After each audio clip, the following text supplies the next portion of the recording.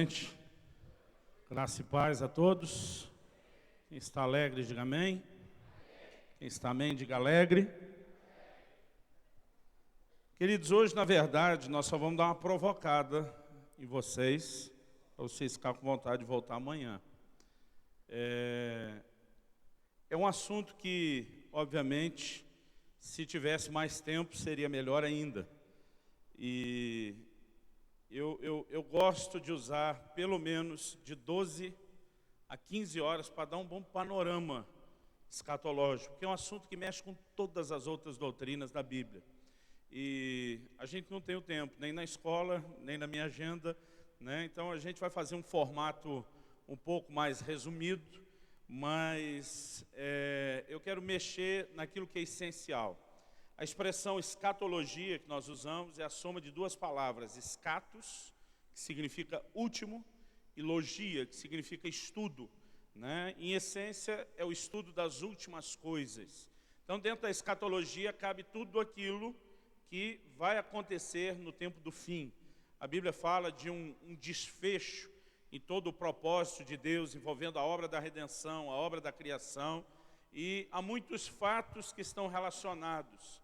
Mas a essência da escatologia é entendermos a volta do Senhor Jesus, né? Juntamente com esse evento, alguns outros eventos que estão correlacionados e que eles vão estar acontecendo. E amanhã eu quero dar um panorama em algumas coisas. Por exemplo, em Hebreus capítulo 6, nos rudimentos da doutrina de Cristo, a gente descobre lá que a Bíblia fala sobre a ressurreição dos mortos e o juízo eterno. Então, essas coisas estão relacionadas com o tempo do fim. Então, nós vamos procurar estudar um pouco amanhã sobre ressurreição, um pouco sobre juízo eterno, que envolve, né, também galardão, recompensa. Há muitos assuntos que estão relacionados com o que eu gosto de chamar do estudo profético. Eu vejo muita gente tentando tirar um pouco do valor, da importância do estudo da escatologia. Isso às vezes me entristece, né? Quando eu vejo algum pregador atacando, depreciando, né, a questão da escatologia, porque cerca de 1/4 da Escritura são profecias, né? E muitas delas, obviamente, né, uma boa parte delas ainda não se cumpriram. E nós não podemos olhar para um Deus que separou quase 1/4 das Escrituras como sendo algo profético e dizer que o estudo profético não é importante ou que ele não tenha valor. O próprio Jesus falou muito a respeito do assunto. O apóstolo Paulo costumava ensinar sobre esses princípios. Ele fala disso, né, em 2 Tessalonicenses, no capítulo 2, 1 e 2, ele fala, né, e deixa claro que ele tinha conversado, ensinado sobre essas coisas com os irmãos. A Bíblia fala em Apocalipse 1:3 sobre bem-aventuranças em dar ouvidos e atenção, né, a voz de Deus. O último livro, Apocalipse, o último livro da Bíblia, que significa revelação, ele fala muito sobre essa questão das coisas do tempo do fim. E eu creio que há muitos benefícios que podem ser liberados, desatados na nossa vida, quando nós entendemos a importância dessas coisas. O evento central, quando falamos de escatologia, das coisas do tempo do fim, ele está relacionado, obviamente, com a volta, com o retorno do Senhor Jesus. E eu quero começar falando nessa noite sobre alguns fatos, né, que estão relacionados com a volta do Senhor Jesus. No entanto, de forma assim muito intencional e estratégica, eu vou falar a respeito desses fatos, sem me posicionar a respeito de alguns detalhes da cronologia, né, de quando isso acontece em relação aos demais eventos, porque eu vou deixar para falar disso amanhã, né? Não quero nem mexer no assunto antes de poder explicar, mas eu gostaria de começar por alguns fatos sobre a volta de Jesus. Abra sua Bíblia aí comigo, no livro de Atos, Atos dos Apóstolos, capítulo 1. Nós vamos começar lendo a partir do versículo 4 e vamos estender até o 11. Atos, capítulo 1, a partir do versículo 4, e nós vamos estender aí até o 11. O texto fala de Jesus já ressuscitado nos seus últimos momentos com os apóstolos, e diz assim: comendo com eles, determinou-lhes que não se ausentassem de Jerusalém, mas que esperassem a promessa do Pai, a qual disse ele: de mim ouvistes. Porque João, na verdade, batizou com água, mas vós sereis batizados com o Espírito Santo, não muito depois desses dias. Então os que estavam reunidos lhe perguntaram: Senhor, será este o tempo em que restaures o reino a Israel?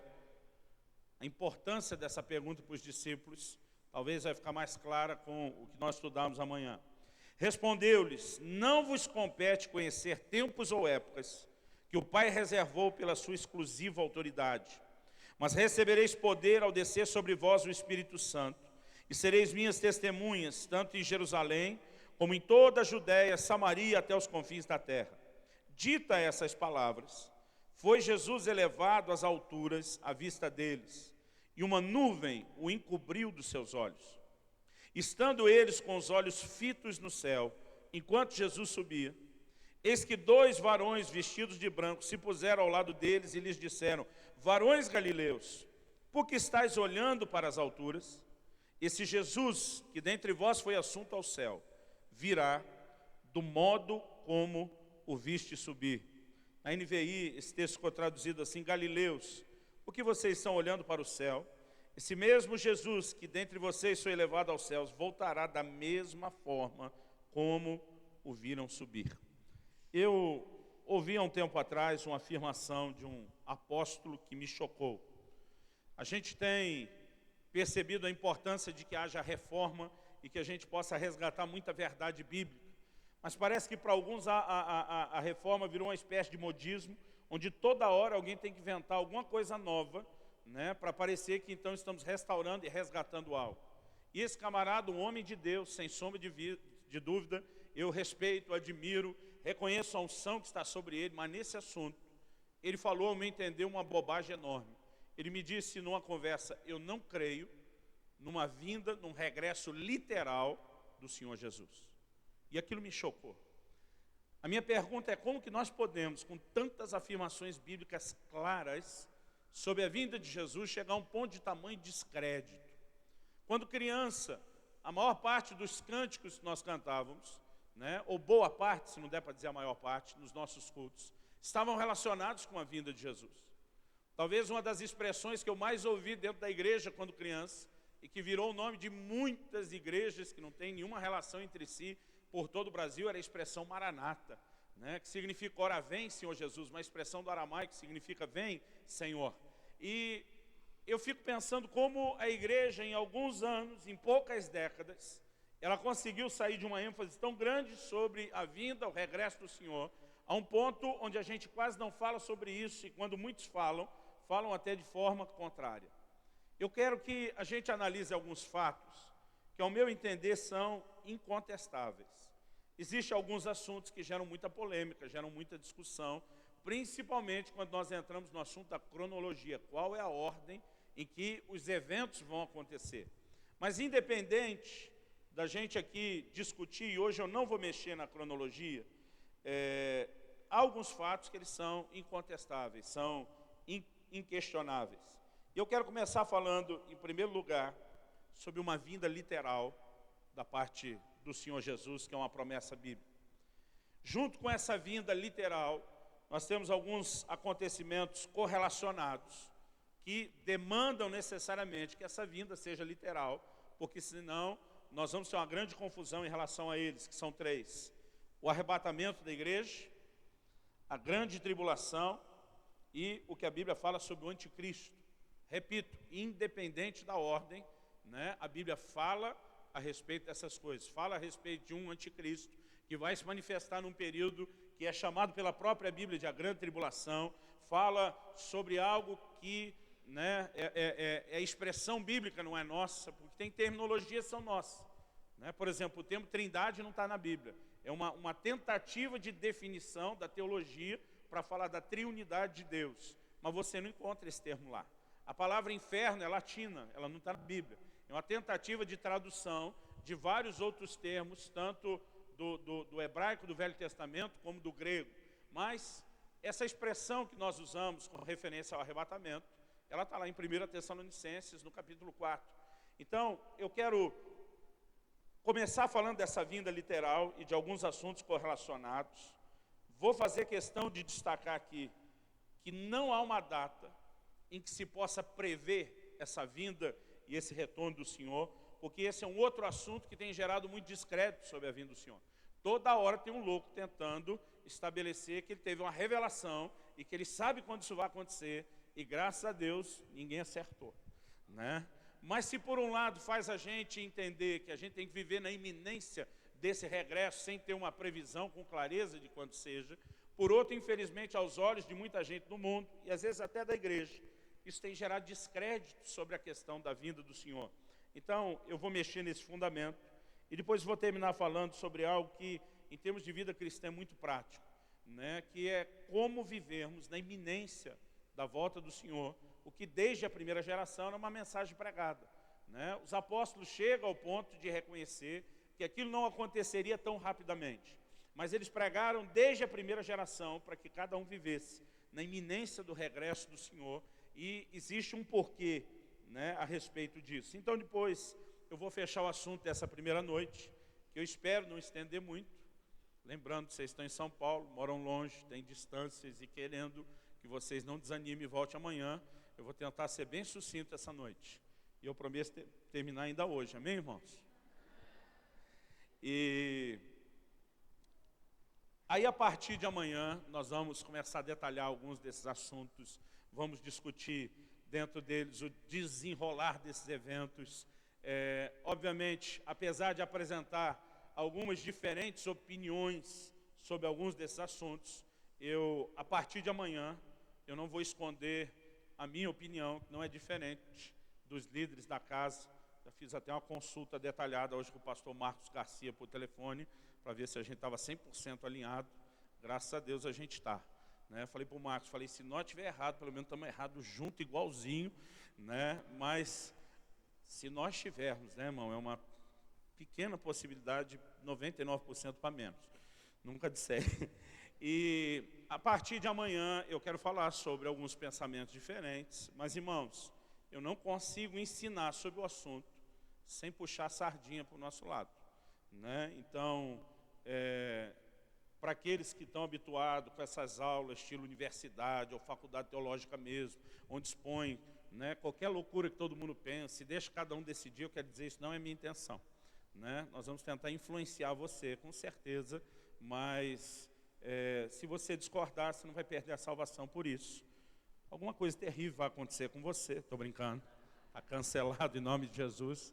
E quem falou amém é porque já sabe que discorda, né, ou não? Estou brincando. Então, a partir de amanhã, eu quero realmente ser bem mais claro. Hoje, eu gostaria de, independente do que se pensa sobre detalhes, especificamente da cronologia, a gente trabalhar com fatos que são incontestáveis. Amém? Porque há fatos bíblicos que estão claramente revelados e não pode ser discutido. Já outros envolvem opiniões pessoais que não deveriam ser discutidas, né? Outro dia um irmão chegou para mim e ele queria saber quem eu acho que são as duas testemunhas do Apocalipse. Eu falei, que diferença faz, querido?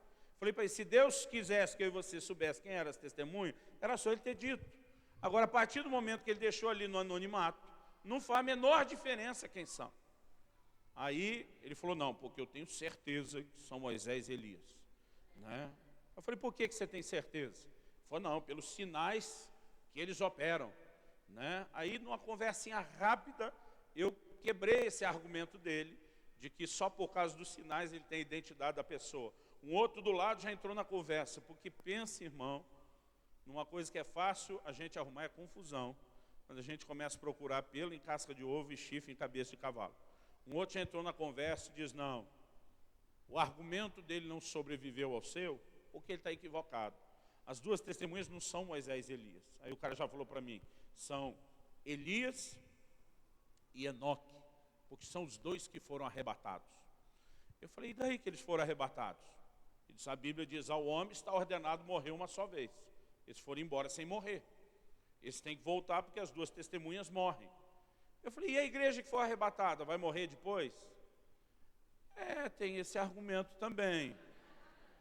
Eu falei, querido, minha Bíblia diz lá em Hebreus que Enoque foi trasladado para não ver a morte, não existe esse negócio de que vai voltar. Então, as pessoas começam a inventar, às vezes, algumas doutrinas. E, irmão, eu quero dizer para você, com o perdão da palavra, eu estou me lixando para que vai ser as duas testemunhas. Né? Não é o mais importante. Agora, que a Bíblia diz que vão ter duas testemunhas, isso é um fato incontestável. Quando a gente tenta discutir quem são, né? Então, que a Bíblia diz que vai ter um anticristo, é um fato incontestável. Agora, ficar tentando provar antes da hora quem será, de onde veio, pode ser complicado. Né? Então, nós vamos começar pelos fatos incontestáveis. E se você tem uma opinião sobre as testemunhas do Apocalipse, me perdoe falar desse jeito, mas não é o que você está pensando. John Wesley, ele citava muito uma frase que ela é atribuída a um grupo cristão dos morávios. A gente não sabe necessariamente quem começou a falar sobre isso, mas Wesley foi muito influenciado em muita coisa pelos morávios. E ele citava muito essa frase dos morávios. Ele dizia, nas coisas essenciais, unidade. Nas não essenciais, liberdade. E em todas as coisas, o amor. Eu creio que há fatos essenciais e a gente tem que andar em unidade neles. Por exemplo, se alguém começar a pregar uma salvação, que não seja uma manifestação da graça de Deus, que se recebe pela fé, através do sacrifício vicário, substitutivo de Jesus, nós não podemos aceitar isso. Não tem como ter opiniões diferentes sobre a essência de salvação. Agora, o apóstolo Paulo escreve aos Romanos, ele diz, um faz diferença entre dia e dia, outro julga igual todos os dias. Ele diz, esse grupo não deve julgar aquele, nem aquele deve julgar esse. Ele diz, um acredita não pode comer carne, o outro acredita que pode comer de tudo. Então, ele está falando de situações onde as pessoas não têm a mesma forma de pensar. Ele falou, você que acredita que pode comer de tudo, não julgue aquele outro que acredita que não pode comer carne. Nem aquele julgue o do lado de cá. Está certo que Paulo extravasa sua opinião e ele chama de débil na fé, aquele que acredita que não pode comer carne. Né? Mas, apesar de reconhecer que é uma fragilidade do entendimento, existe espaço, querido, para determinadas diferenças. Então, se são questões não essenciais, eu acho que a gente não precisa discutir algumas dessas questões. O importante é que em tudo a gente tenha amor. E até onde a gente vai ter discordância, a gente tem que saber fazer isso em amor. Porque de vez em quando eu vejo algumas brigas teológicas que viram briga mesmo, só falta um voar no pescoço do outro.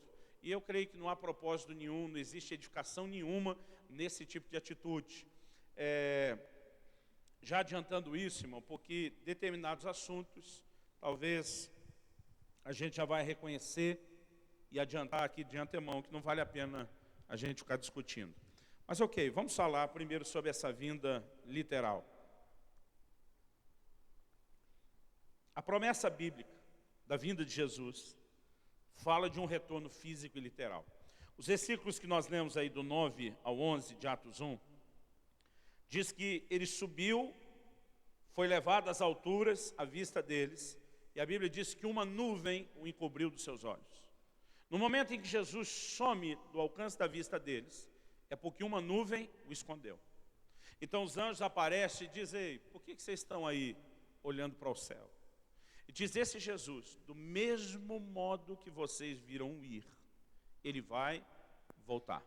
Então, o texto traz não só, né, uma promessa de que ele virá novamente, mas o texto ainda diz, vai ser do jeito que vocês viram ir. Interessante que a maior parte dos textos do Novo Testamento que fala da vinda do Senhor, diz que ele vem com as nuvens. Então, ele saiu da onde? Se você olhar o versículo 12 aqui de Atos 1, a Bíblia diz, então voltaram para Jerusalém, do monte chamado das Oliveiras. Quando você lê Zacarias capítulo 14, diz, naquele dia, falando do dia da vinda do Senhor, os seus pés serão colocados sobre o monte das Oliveiras. Então, quando a Bíblia diz, do jeito que vocês viram ir, vai voltar, para mim está dizendo, é como, falando a linguagem de antigamente, antes da era digital, quando eu e você tínhamos em casa aquele videocassete, lembra daquela fita cassete que era um tijolão enorme, né? Falando na linguagem de antigamente, a gente tem que rebobinar a fita. É mais ou menos isso que vai acontecer, diz, do jeito que vocês viram ir, vai voltar. Ele desaparece ocultado por uma nuvem, mas quando ele virar, ele vai aparecer a partir das nuvens. Ele sai do Monte das Oliveiras. A Bíblia diz que ele volta a colocar os pés no Monte das Oliveiras. Do jeito que foi, essa é a forma como ele regressa. Então, eu creio que esse texto sozinho, nós temos muitos outros que podemos citar. Para quem estiver anotando, o texto que fala dele colocar o pé no Monte das Oliveiras está em Zacarias 14, 4 e 5. Eu mencionei só o capítulo e os versículos não. Em Mateus 25, 31, a Bíblia fala sobre uma vinda gloriosa de Jesus com os anjos de Deus. O texto diz assim: quando vier o Filho do Homem na sua majestade e todos os anjos com ele, então se assentará no trono da sua glória. Fala de uma vinda física, literal, majestosa, gloriosa com os anjos. Apocalipse capítulo 19.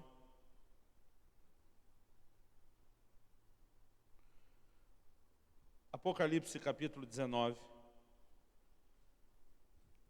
a partir do verso 11, João diz assim: eu vi o céu aberto, e eis um cavalo branco.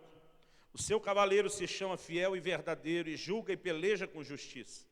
Os seus olhos são chama de fogo, na sua cabeça muitos diademas, tem um nome escrito que ninguém conhece, senão ele mesmo. Está vestido com um manto tinto de sangue, e o seu nome se chama o Verbo de Deus.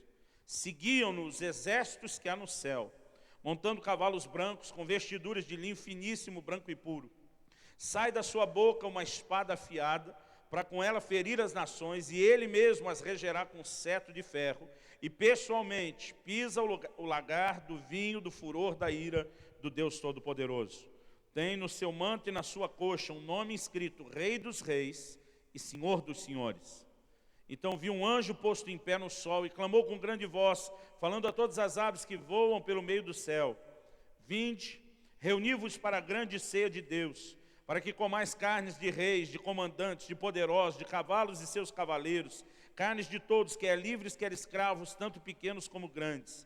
E vi a besta e os reis da terra com seus exércitos, congregados para pelejarem contra aquele que estava montado no cavalo e contra o seu exército.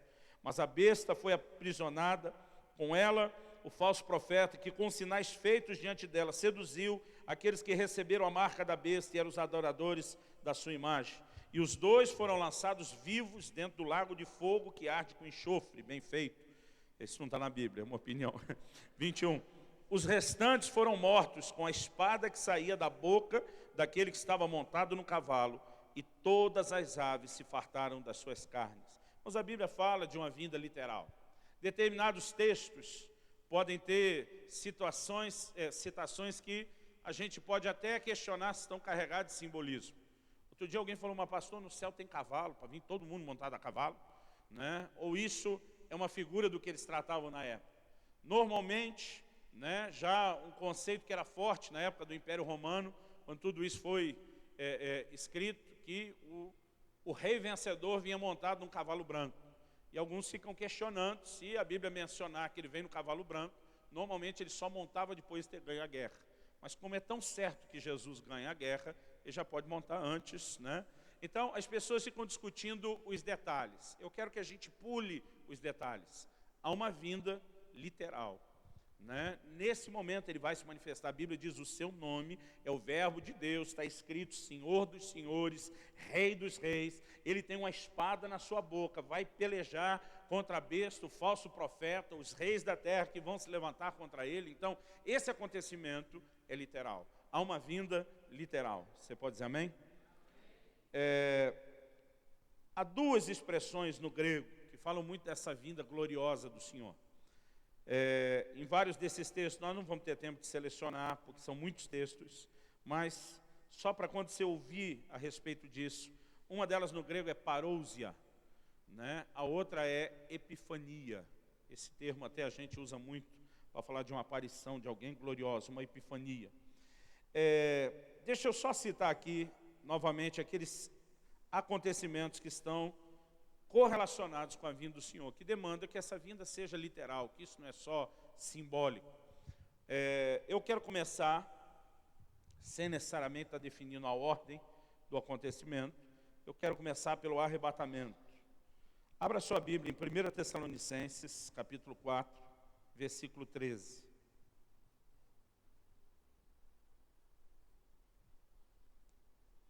Primeira Tessalonicenses, capítulo 4, versículo 13.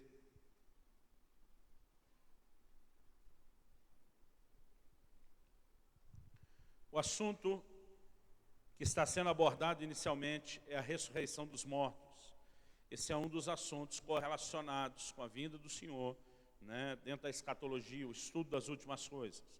Paulo diz: não queremos, porém, irmãos, que sejais ignorantes com respeito aos que dormem, para não vos entristecerdes como os demais que não têm esperança. Pois se cremos que Jesus morreu e ressuscitou, assim também Deus, mediante Jesus, trará em sua companhia os que dormem. Ora, ainda vos declaramos por palavra do Senhor isso: nós os vivos, os que ficarmos até a vinda do Senhor, de modo algum precederemos os que dormem. Porquanto o Senhor mesmo, dada a sua palavra de ordem, ouvida a voz do arcanjo e ressoada a trombeta de Deus, descerá dos céus, e os mortos em Cristo ressuscitarão primeiro. Depois nós, os vivos, os que ficarmos, seremos arrebatados juntamente com eles entre nuvens, para o encontro do Senhor nos ares, e assim estaremos para sempre com o Senhor. Consolai-vos uns aos outros com essas palavras. Então ele diz: os mortos vão ressuscitar primeiro. Ele diz: nós, os vivos, não vamos precedê-los. Ele diz: o que vai acontecer conosco não é antes deles, a ressurreição deles em primeiro. Ele diz: depois nós, os vivos, seremos transformados e juntamente com eles que foram ressuscitados, seremos arrebatados ao encontro do Senhor nos ares. O que quer que seja esse arrebatamento, que nós vamos tentar definir amanhã, haverá um arrebatamento. A Bíblia diz: nós seremos arrebatados. Você pode dizer amém?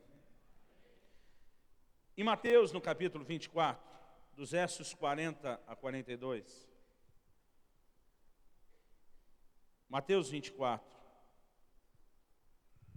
de 40 a 42, o próprio Jesus disse: então 2 estarão no campo, um será tomado e deixado o outro. 2 estarão trabalhando no moinho, uma será tomada e deixada a outra. O texto diz assim: portanto vigiai, porque não sabeis em que dia vem o vosso Senhor. A palavra de Deus chega a falar, eu acho que é no Evangelho de Lucas, sobre 2 estarem numa cama, e um será tomado, o outro será deixado. Os versículos anteriores falam sobre a vinda do Filho do Homem. Jesus compara com os dias de Noé, fala de quando o dilúvio chegou e alguns não perceberam. Então, ele fala a respeito do que vai acontecer. 2 estarão no campo, um será tomado, outro deixado, que é alguns que não vão perceber ou desfrutar disso. 2 pessoas estarão trabalhando, uma será levada ou deixada. Então ele repete: vigiai. Eu já vi muita gente tentar inventar uma explicação que isso não tem a ver com a vinda do Senhor. Então, todo o contexto, antes e depois, mostra que Jesus está falando sobre o seu retorno. Além desse texto de Mateus, no capítulo 20, e também de 1 Tessalonicenses, nós lemos, 1 Coríntios, capítulo 15, também dá um pouco de detalhes sobre essa experiência. 1 Coríntios, capítulo 15, é o capítulo da Bíblia que fala sobre a ressurreição. E eu repito, amanhã nós vamos tirar um tempo só para estudar a doutrina da ressurreição. 1 Coríntios 15, 50, Paulo diz: isso afirma, irmãos, que carne e sangue não podem herdar o reino de Deus, nem a corrupção herdar a incorrupção. Eis que vos digo um mistério: nem todos dormiremos, ele está falando sobre morrer, mas transformados seremos todos. Num momento, num abrir e fechar de olhos, ao ressoar da última trombeta, a trombeta soará, os mortos ressuscitarão incorruptíveis e nós seremos transformados. Porque é necessário que este corpo corruptível se revista da incorruptibilidade e que o corpo mortal se revista da imortalidade. Quando esse corpo corruptível se revestir de incorruptibilidade e o que é mortal se revestir de imortalidade, então se cumprirá a palavra que está escrita: tragada foi a morte pela vitória. Então, ele está falando aqui: olha, eu vou dizer um mistério para vocês, nem todos vamos dormir. A Bíblia diz, quando o Senhor vier, os mortos vão ressuscitar. Ele diz, mas os que estivermos vivos na ocasião, nós seremos transformados. Ele diz, nem todos dormiremos, mas todos seremos transformados. Então, ele fortalece aqui, escrevendo aos Coríntios, novamente a ideia de que essa transformação dos vivos vai acontecer junto com a ressurreição dos mortos, no momento em que o Senhor vier. E esse é o momento em que a Bíblia define, vai acontecer o arrebatamento.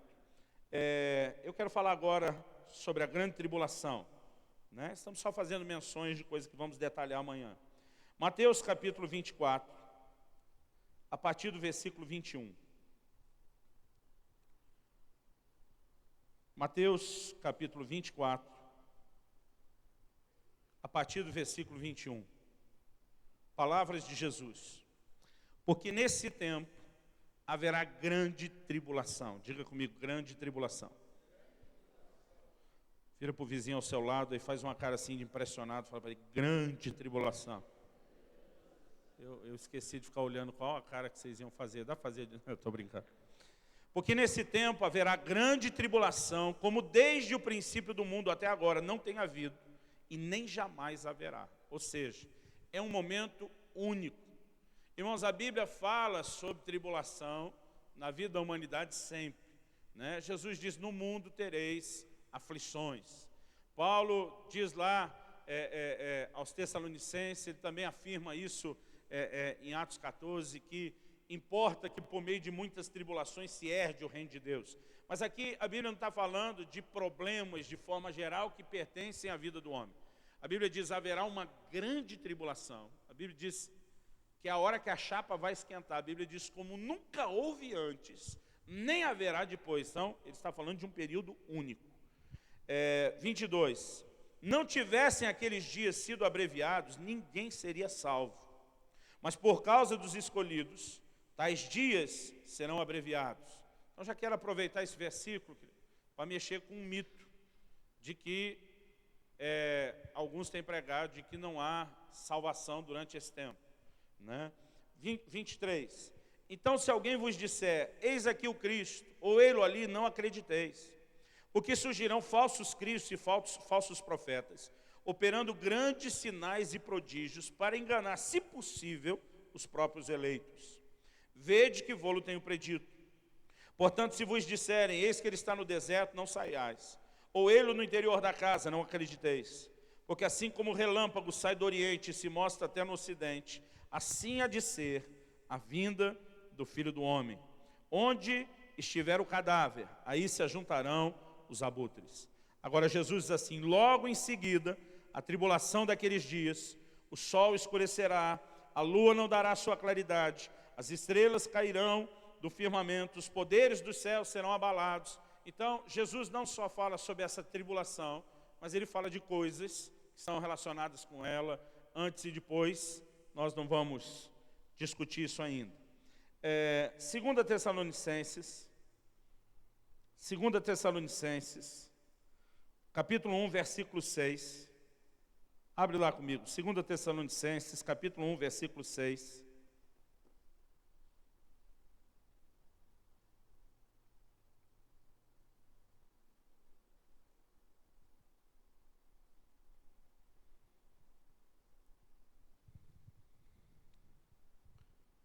Interessante que nessa carta Paulo fala muito sobre a questão da vinda do Senhor.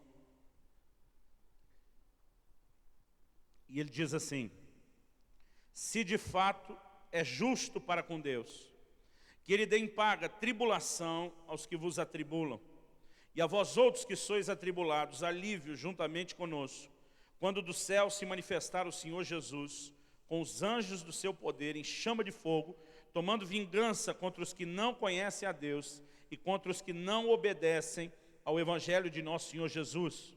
Esses sofrerão penalidade de eterna destruição, banidos da face do Senhor e da glória do seu poder, quando vier para ser glorificado nos seus santos e para ser admirado em todos os que creram naquele dia, porquanto foi crido entre vós o nosso testemunho. Né? Então, Paulo está falando de Deus da paga, tribulação aos que nos atribulam, e ele relaciona isso também com a questão, né, da vinda, do retorno, do regresso do Senhor Jesus. Em Apocalipse, no capítulo 7 e no versículo 14.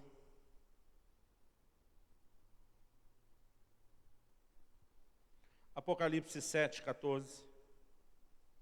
Irmãos, eu estava ontem, fui ministrar em Taubaté, dormi em Pindamonhangaba, na casa de um amigo querido, pastor que está aqui, o Edmar, dá um sinalzinho aí, Edmar, para que a igreja lhe conheça.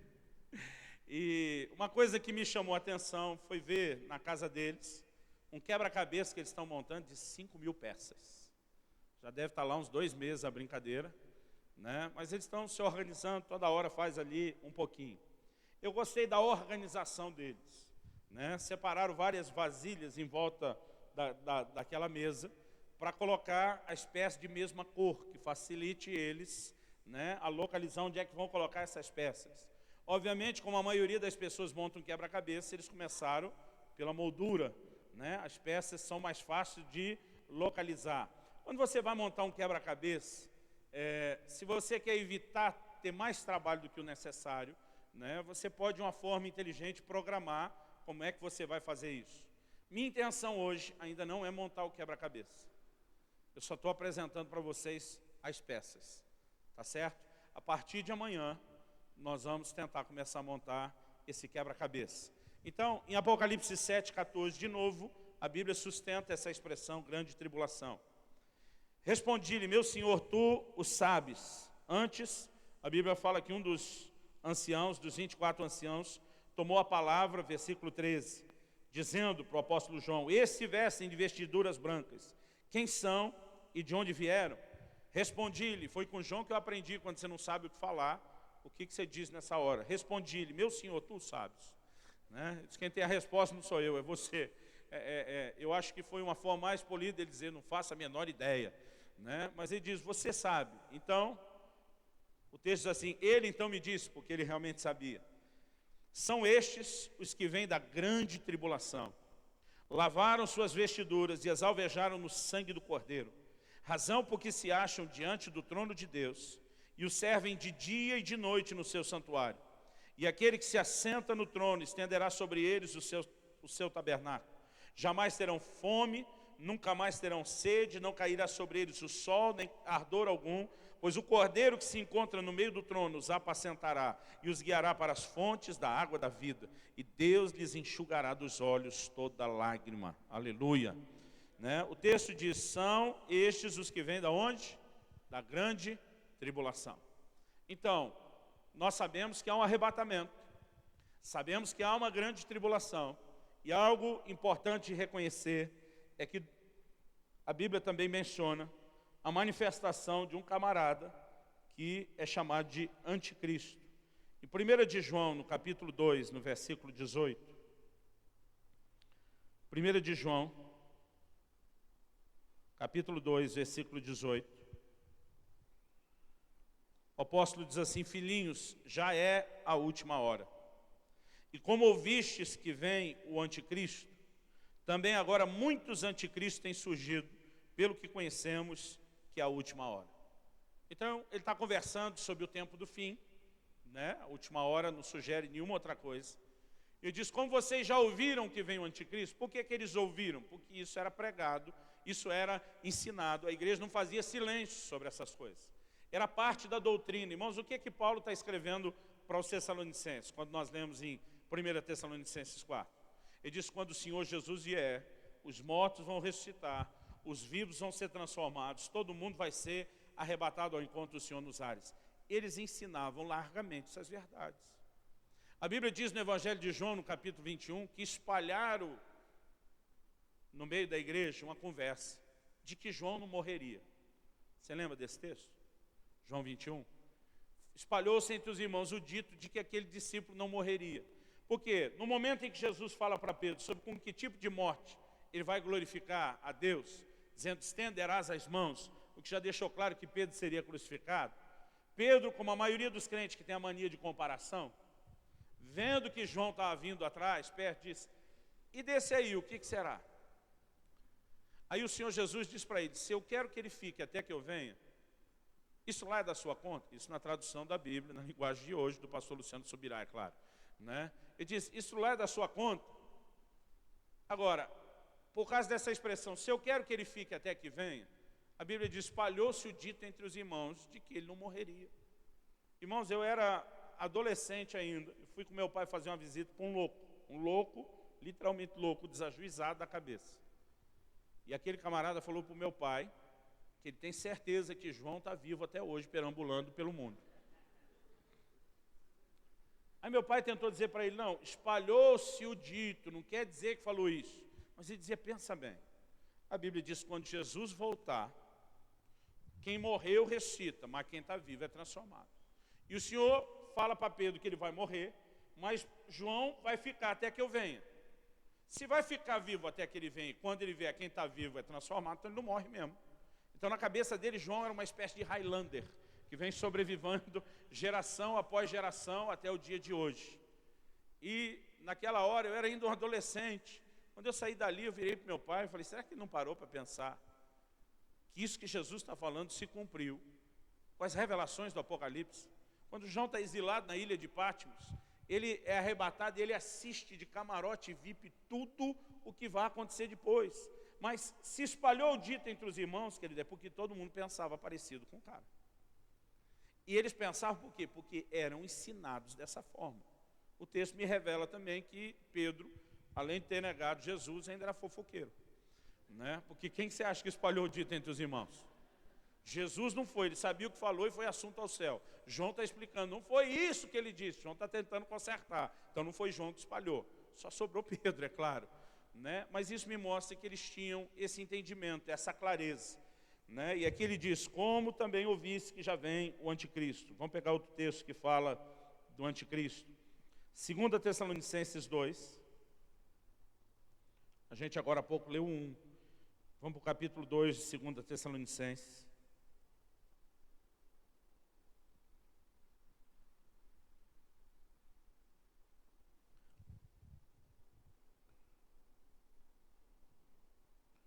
O texto diz assim, irmãos, no que diz respeito à vinda de nosso Senhor Jesus Cristo e a nossa reunião com Ele, nós vos exortamos a que não vos demovais da vossa mente com facilidade, nem vos perturbeis, quer por espírito, quer por palavra, quer por epístola, como se procedeste de nós, supondo que tenha chegado o dia do Senhor.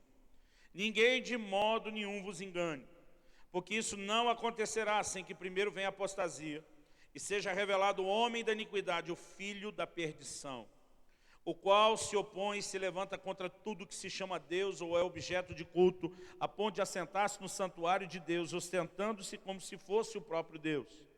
Não vos recordais de que ainda convosco eu costumava dizer-vos essas coisas. Então, de novo, a gente mostra que eles conversavam, ensinavam sobre essas coisas.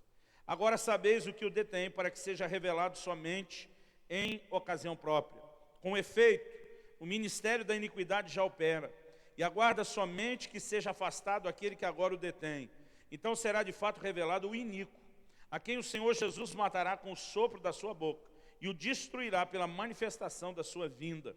Ora, o aparecimento do iníquo é segundo a eficácia de Satanás, com todo o poder e sinais e prodígios da mentira, e com todo engano de injustiça aos que perecem, porque não acolheram o amor da verdade para serem salvos. Então aqui, Paulo está detalhando nessa conversa com os Tessalonicenses a vinda desse iníquo, né, que em Apocalipse 13 é apresentado como uma besta.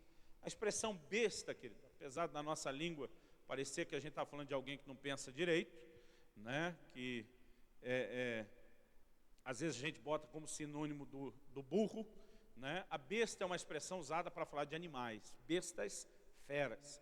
Como é difícil ele descrever o que ele está vendo, porque ele vê um ser de um monte de cabeça, um monte de chifre, né? Algumas vezes a Bíblia usa a expressão, né, um dragão, uma besta, mas está falando de uma coisa que é difícil descrever. Em Apocalipse, no capítulo 13, vamos lá, a Bíblia de novo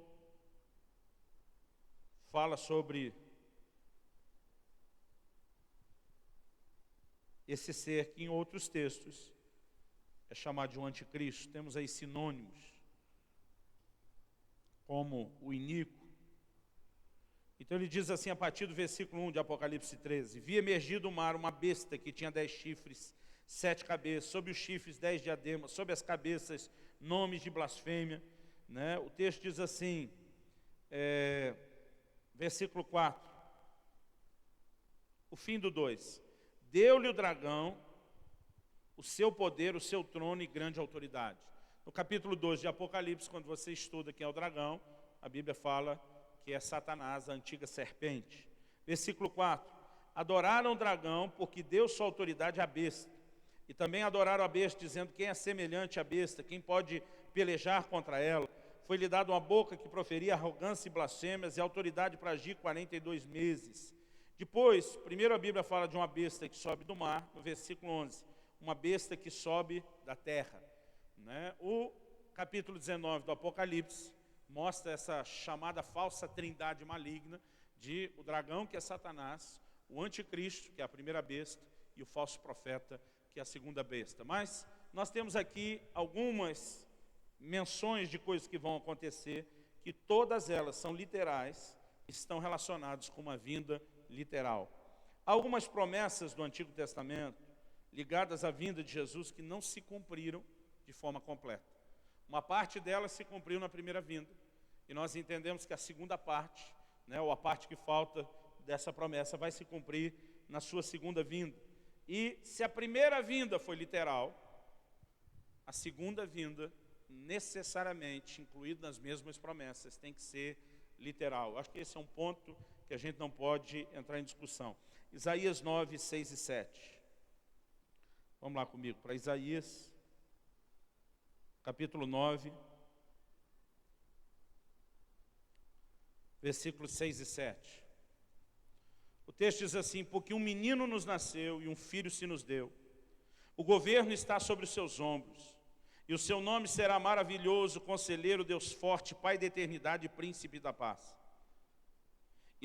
Para que se aumente o seu governo e venha a paz sem fim sobre o trono de Davi, sobre o seu reino, para o estabelecer e firmar mediante o juízo e a justiça, desde agora e para sempre, e o zelo do Senhor dos Exércitos fará isso. Um menino vos nasceu, um filho se nos deu, já se cumpriu. Uma medida de governo de quem veio ser Senhor se cumpriu. Mas aquilo que se esperava sobre o governo dele como o Messias, que vai governar as nações, Apocalipse ainda está apontando para a vinda dele, dizendo, ele é aquele que vai reger as nações com vara de ferro. Essa parte ainda não se cumpriu. Em Zacarias, livro do profeta Zacarias, no capítulo 9, e no versículo 9.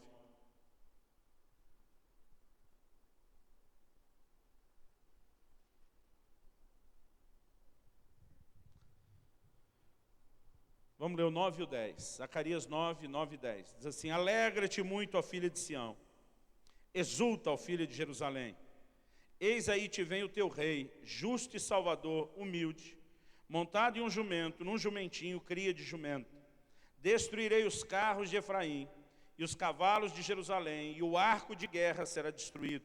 Ele anunciará paz às nações, e o seu domínio se estenderá de mar a mar, e desde o Eufrate até as extremidades da terra. A primeira parte do versículo 9 se cumpriu, né? Você lê no Evangelho, que é justamente esse texto, alegra-te, ó filho de Sião, eis aí vem teu rei, justo salvador, humilde, montado num jumento, num jumentinho, cria de jumento. Isso se cumpre quando Jesus entra em Jerusalém.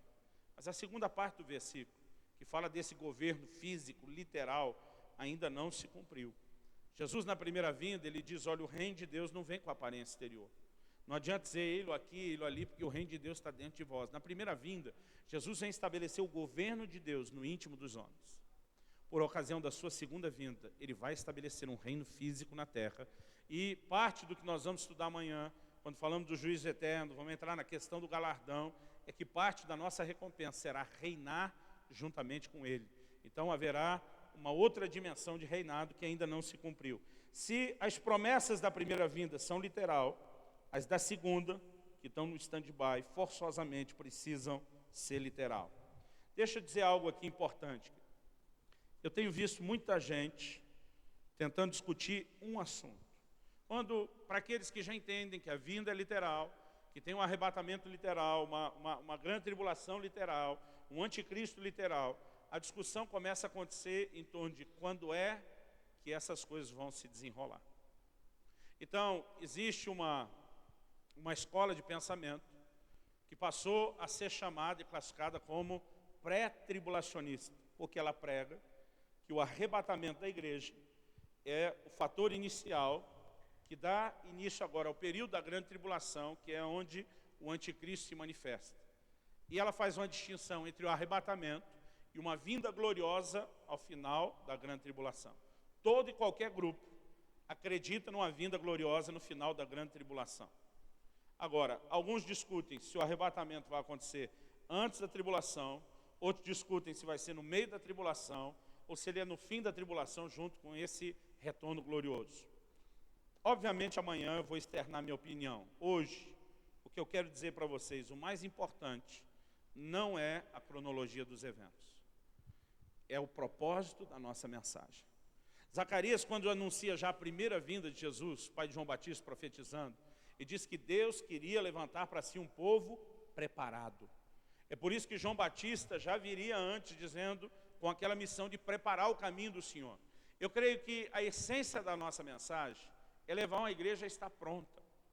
Independente da opinião, querido, que nós vamos defender, o mais importante é ficar pronto. Outro dia alguém falou para mim, pastor, e se eu acreditar que o arrebatamento é antes e for depois? Eu falei, você viveu pronto para isso.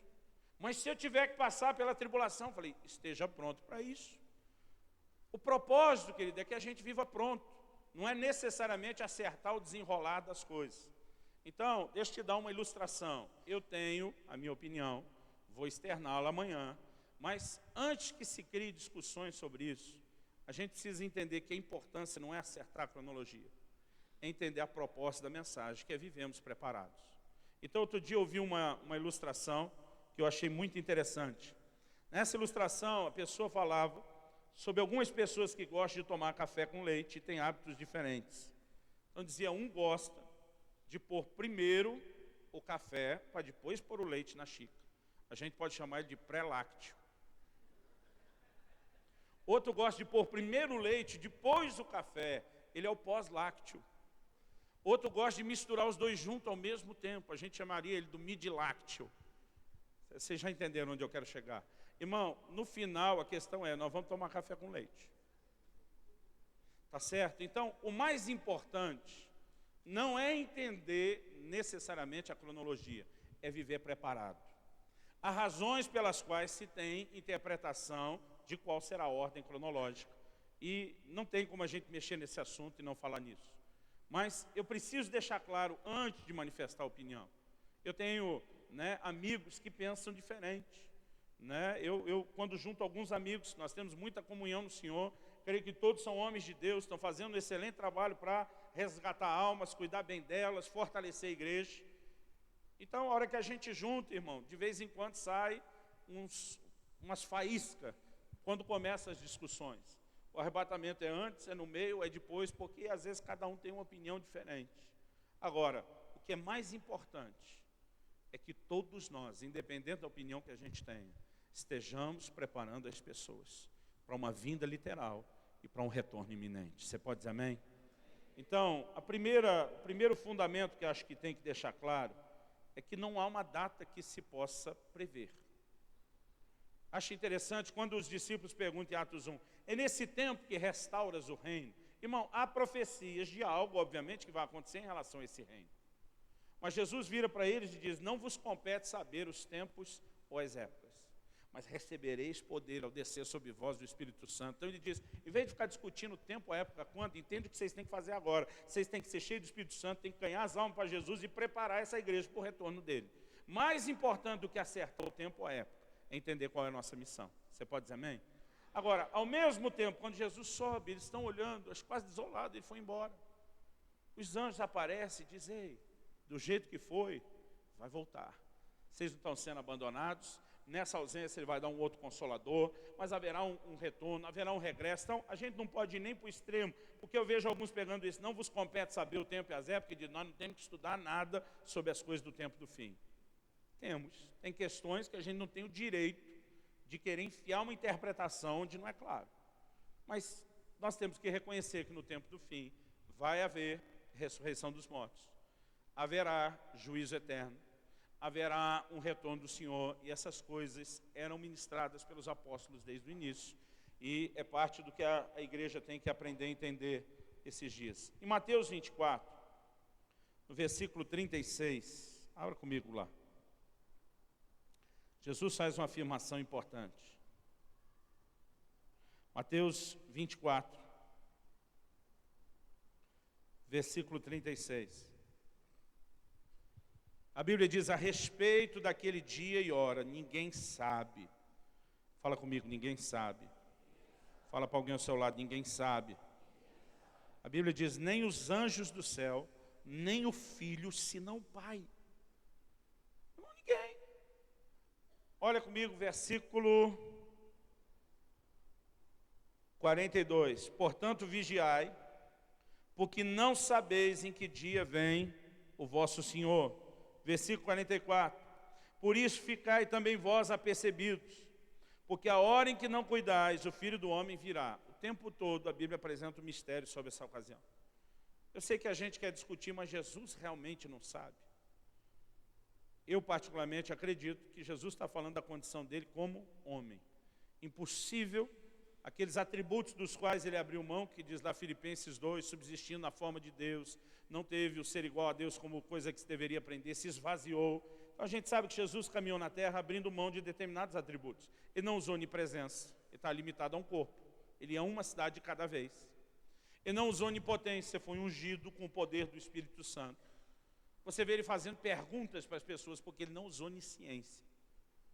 A Bíblia diz que ele cresceu em sabedoria e conhecimento diante de Deus e dos homens.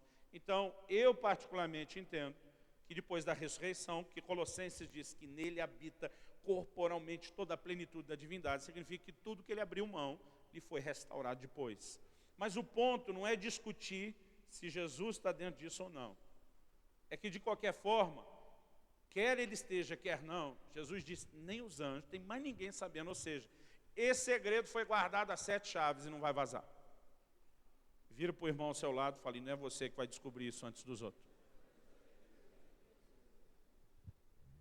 Eu acredito que existe um propósito, querido, em vivermos na espera de algo que a gente não sabe quando vai acontecer. Em Mateus 25, 13, Mateus 25, 13, avança um pouquinho só.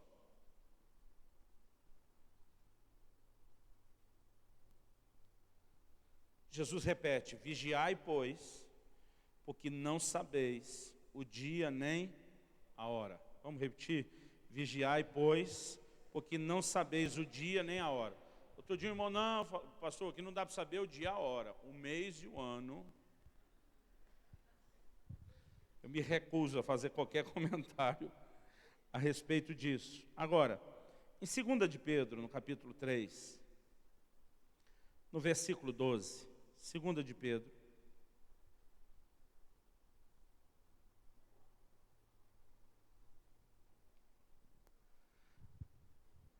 Segunda de Pedro 3,12. Eu creio que nós temos um assunto aqui muito interessante. No versículo 10 antes, ele diz, virá entretanto como ladrão o dia do Senhor. Ele fala nos versículos anteriores que estava havendo zombaria, perguntando onde está a promessa da sua vinda, como quem diz, Deus esqueceu que tinha uma volta. No versículo 12 a Bíblia diz, esperando e apressando a vinda do dia de Deus, por causa do qual os céus incendiados serão desfeitos e os elementos abrasados se derreterão. A Bíblia fala sobre esperar e apressar. Essa ideia de apressar me faz acreditar que não há um dia pré-estabelecido naquela folhinha no calendário de Deus dizendo que tem que ser esse dia. Se isso pode ser apressado, é porque essa data ela pode ser móvel. Razão pela qual não existe essa coisa de ficar fazendo conta de quando é que será. Até porque essa data me parece ser um pouco flexível. Tá? Por que a gente pode pensar esse tipo de coisa? Em Mateus 24, Jesus comparou a vinda dele, o seu retorno, com o dilúvio. Eu acho que aqui a gente tem uma dica interessante sobre quando Jesus fala isso. Ele diz Mateus 24, 37. Pois assim como foi nos dias de Noé, também será a vinda do Filho do Homem. Porquanto assim como nos dias anteriores ao dilúvio, comiam, bebiam, casavam, davam-se em casamento, até o dia em que Noé entrou na arca e não perceberam, senão quando veio o dilúvio e os levou a todos. Assim será também a vinda do Filho do Homem. Existia uma data para o dilúvio chegar? Não. Não, pastor, Deus falou lá com Noé e disse, vai ser daqui 120 anos. Irmão, eu te provo que quando ele fala de 120 anos, ele não está falando do tempo de construção da arca. A maioria de nós que cresceu no Evangelho aprendeu isso desde a escola dominical, que levou 120 anos para Noé construir a arca. Isso não é verdade. A Bíblia diz que Deus fala com Noé, diz que no ano 500 da sua vida, ele teve os seus filhos. A Bíblia diz que no ano 500 da sua vida nasceu lá Sem, Cão e Jafé. Deus fala com ele depois do nascimento dos seus filhos, depois do ano 500. A Bíblia diz que o dilúvio aconteceu no ano 600 da vida de Noé. Então, forçosamente, quando Deus fala com ele até ele construir a arca, é um período inferior a 100 anos. Deus não deu uma data de 120 anos. Em Gênesis 6,3, quando Deus diz, e os dias do homem serão 120 anos, ele está diminuindo a duração da vida do homem, que antes vivia 900, 800, 700 anos. Moisés, que viveu essa medida cheia dos 120, ainda escreveu no Salmo 90 que a vida do homem é 70, no máximo 80. Esse período foi abaixado de novo. Então, não tinha uma data pré-determinada para a vinda de Noé, do dilúvio. Deus não deu essa data para Noé. Noé, se apressa para terminar, porque no calendário é esse dia. Quando foi que o dilúvio veio? Quando a arca ficou pronta. No momento que a arca ficou pronta, bota os animais para dentro, bota a família, entrou, fechou a porta. A Bíblia diz, abriram-se as comportas do céu. Quando Jesus compara o dia da sua vinda com com o evento do dilúvio, e olhando o texto que fala sobre apressar, eu particularmente sou inclinado a pensar que não tem um dia pré-determinado para a vinda do Senhor. Que no momento em que a igreja estiver pronta e concluir o seu trabalho, ele virá. Então, a questão, querido, não é ficar tentando estabelecer data. A questão é que nós temos que não só esperar esse dia, mas apressar, trabalhar para que ele aconteça. A igreja clamava, Maranata, vem Senhor Jesus. Eu vejo gente hoje em dia pregando que quem fica falando da vinda de Jesus, de arrebatamento, é um bando de escapista que quer correr da cor. Irmãos, a vinda do Senhor é o maior evento no calendário de Deus. Uma das razões pela qual eu brigo muito para falar de família, restaurar essa visão hoje, é porque o maior evento no calendário de Deus é um casamento.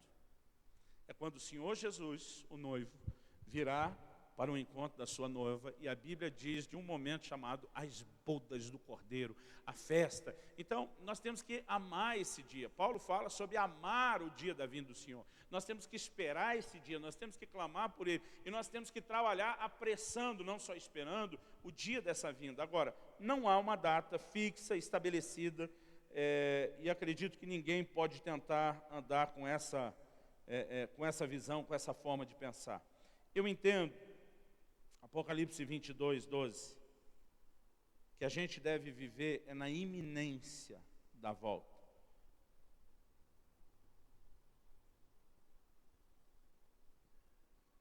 Eu creio que o crente tem que estar preparado para a morte todos os dias da sua vida. É tolice o cara pensar, vou aprontar, vou me divertir, lá para o fim da vida eu resolvo consertar com Deus, porque ele não sabe quando é o fim. Você concorda comigo? E justamente porque não sabe quando é o fim, ele vive o tempo todo preparado para o fim. Outro dia alguém falou, pastor, se eu esperar vir de Jesus minha vida inteira e ele não vier. Eu falei, pelo menos se você morrer em qualquer momento, enquanto está esperando e está pronto para a vinda, você está pronto para partir.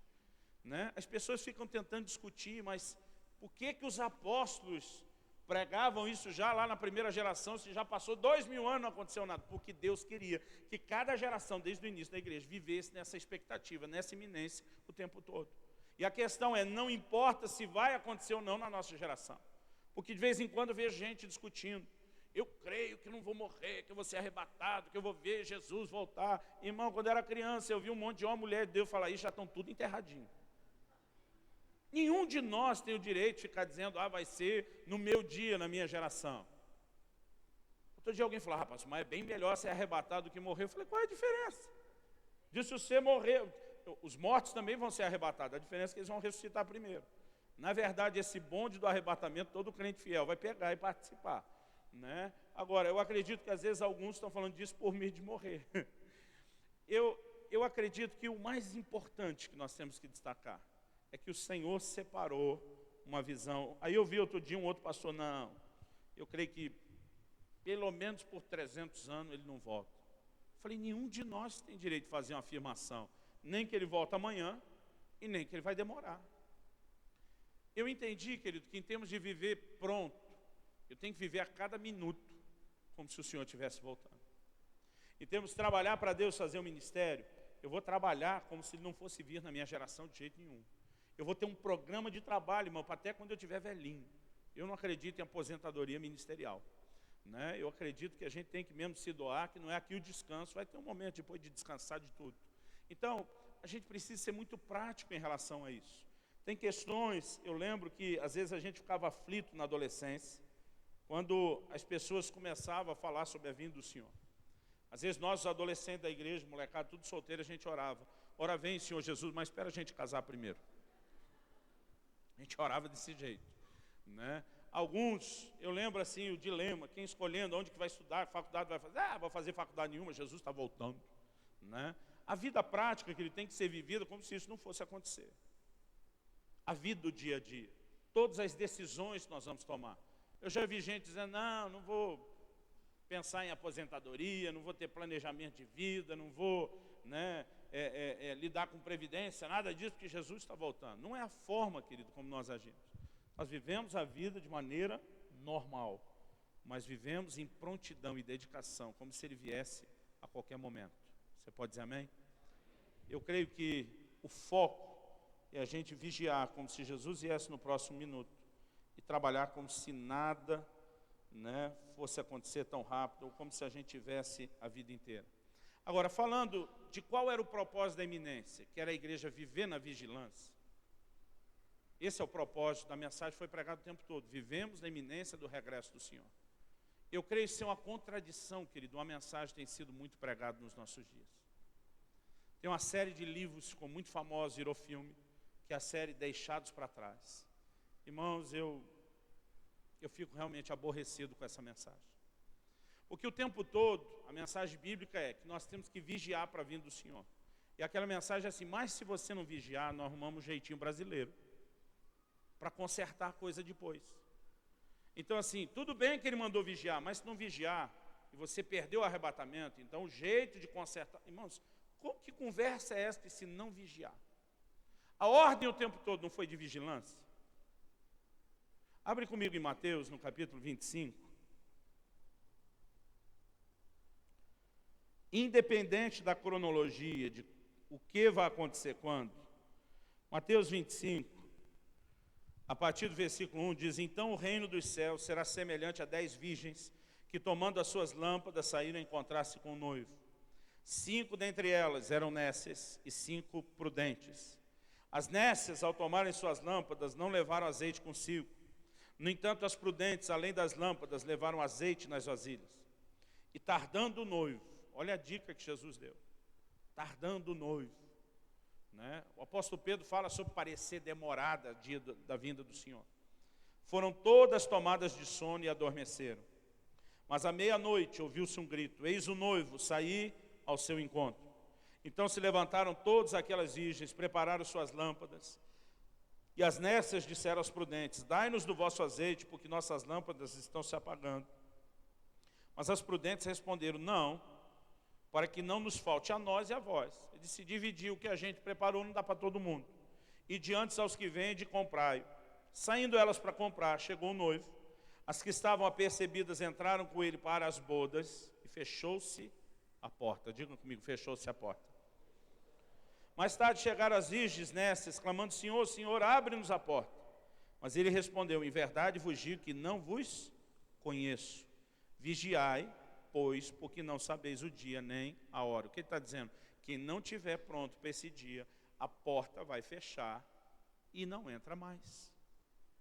Não, pastor, mas é que a Bíblia diz que a tribulação vai ser um tempo de salvação. O Senhor mencionou isso também. Sim, hoje também é um tempo de salvação. Você concorda comigo?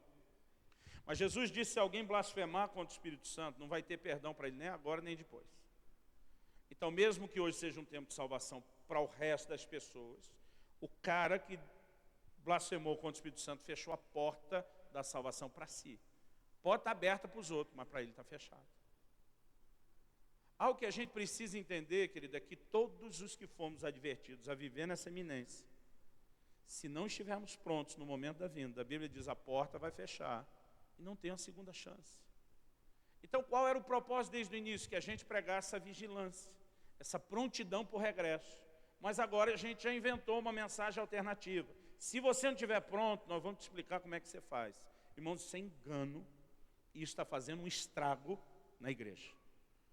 Então, há verdades que elas precisam ser discutidas. Já não importa mais se o arrebatamento é antes, se é no meio ou depois. No momento que ele acontecer, a porta vai fechar. Ah, mas não tem gente sendo salva, mesmo que foi um tempo de salvação para os outros. Quem desperdiçar isso, fechou para si.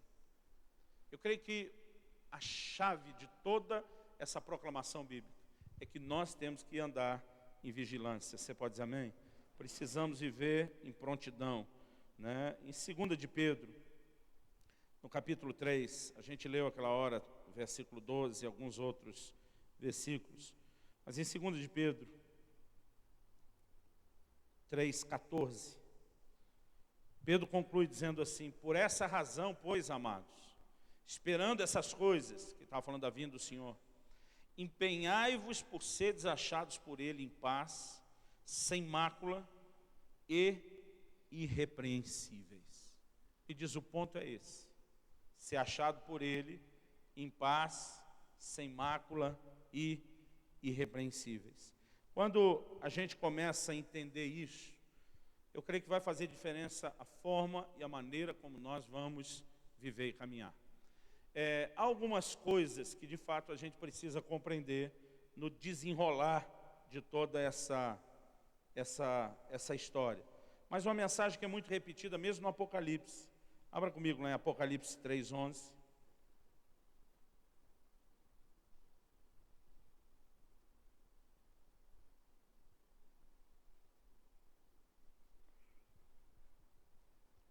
Jesus diz: venho sem demora, conserva o que tens, para que ninguém tome a sua coroa. Apocalipse 16:15.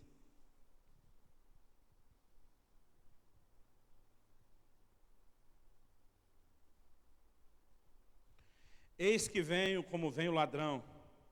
Bem-aventurado aquele que vigia e guarda as suas vestes, para que não ande nu e não se veja a sua vergonha.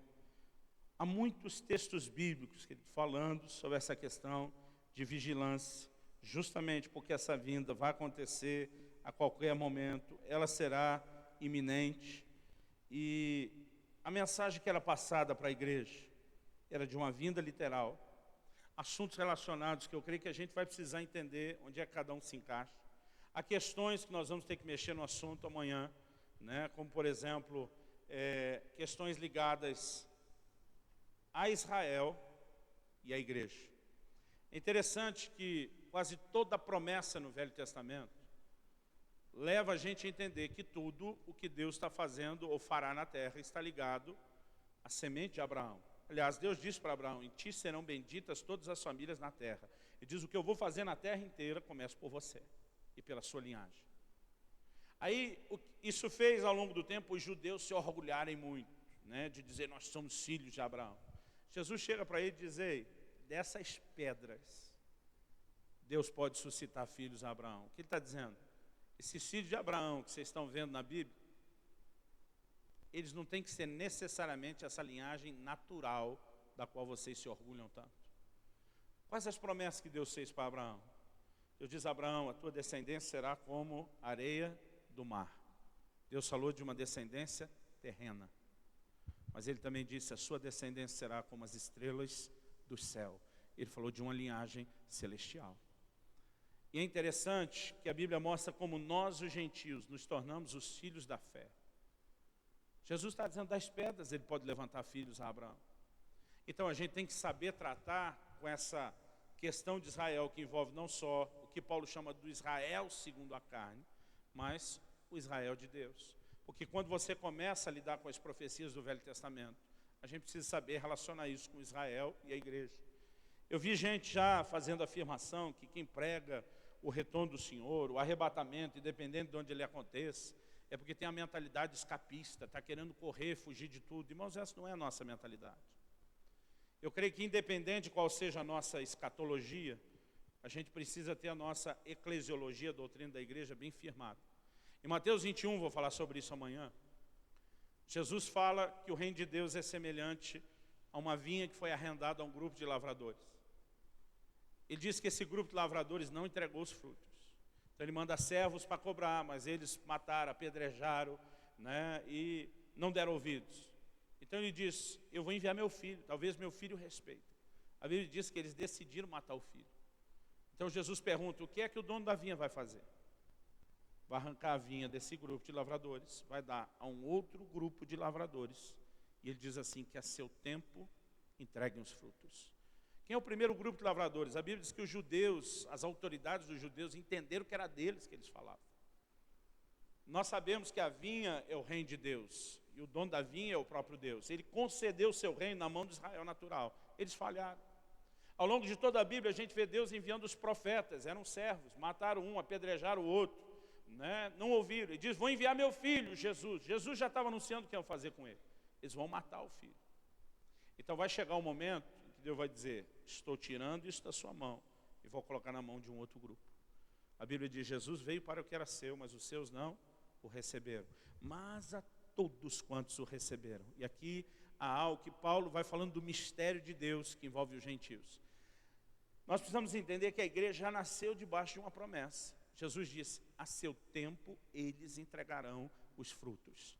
A igreja nasceu vencedora, com a palavra, com a profecia do próprio Jesus, que nós vamos terminar esse trabalho, que o que Israel não fez, a igreja vai fazer.